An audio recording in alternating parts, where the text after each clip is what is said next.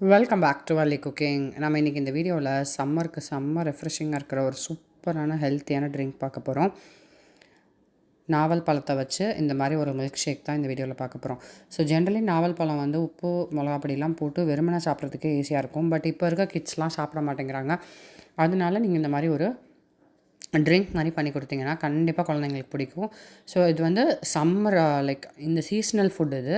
So கண்டிப்பாக இந்த சீசனில் இது ஒரு தடவை வாங்கி ட்ரை பண்ணி பார்த்துருங்க. அதுக்கு ஃபஸ்ட்டு நான் இப்போ வந்து ஒரு 1/2 kg நாவல் பழம் வாங்கியிருக்கேன். இதை நல்லா 2-3 டைம்ஸ் தண்ணியில் வாஷ் பண்ணிவிட்டு அதுக்கப்புறம் கொட்டை போர்ஷன் இல்லாமல் மிச்சம் எல்லாத்தையுமே வந்து தனித்தனியாக கட் பண்ணி எடுத்து வச்சுக்கலாம்.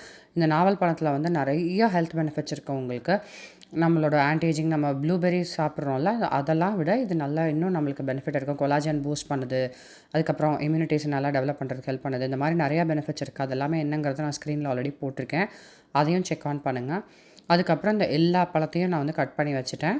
அதில் வெறுமனை தோல் கொட்டை இல்லாமல் மிச்ச ஃப்ளஷ் பார்ட் மட்டும் எடுத்து போட்டுட்டு அதில் இருக்க துவர்ப்பு போகிறதுக்காக கொஞ்சமாக உப்பு ஆட் பண்ணிக்கோங்க. அப்போ தான் அந்த மில்க் ஷேக் நல்லாயிருக்கும். நான் 3 tablespoons of sugar add பண்ணியிருக்கேன். இது வந்து நான் இப்போ 6 பேருக்கு ரெடி பண்ணுறேன். ஸோ இந்த டோட்டல் குவான்டிட்டி இந்த எல்லா மெஷர்மெண்ட்ஸுமே வந்து 6 glasses ஆஃப் மில்க் ஷேக் வந்து நம்மளுக்கு கிடைக்கும். இதை நல்லா மிக்சியில் வந்து பியூரியாக எடுத்துருங்க. எடுத்ததுக்கப்புறமும் ஒரு ஸ்ட்ரெயினர் வச்சு வடித்து விட்டுக்கிட்டிங்கன்னா அந்த இதில் ஏதாவது பல்ப் மாதிரி இருந்ததுன்னா அது வந்து தனியாக வந்துடும். நம்ம ஜூஸ் குடிக்கும்போது அது நம்மளுக்கு இதுவாகாது. ஸோ இப்போ அதுக்கப்புறம் அதை எடுத்ததை நல்லா சில்லுன்னு இருக்க மில்கோட ஆட் பண்ணிடணும். நான் பால் வந்து நல்லா சில்லுன்னு வச்சுக்கோங்க, அப்போ தான் நல்லாயிருக்கும் மில்க் ஷேக்கு. அது கூட இந்த பியூரியை வந்து நீங்கள் ஆட் பண்ணிட்டீங்க அப்படின்னா நம்மளோட மில்க் ஷேக் ரெடி ஆகிடும்.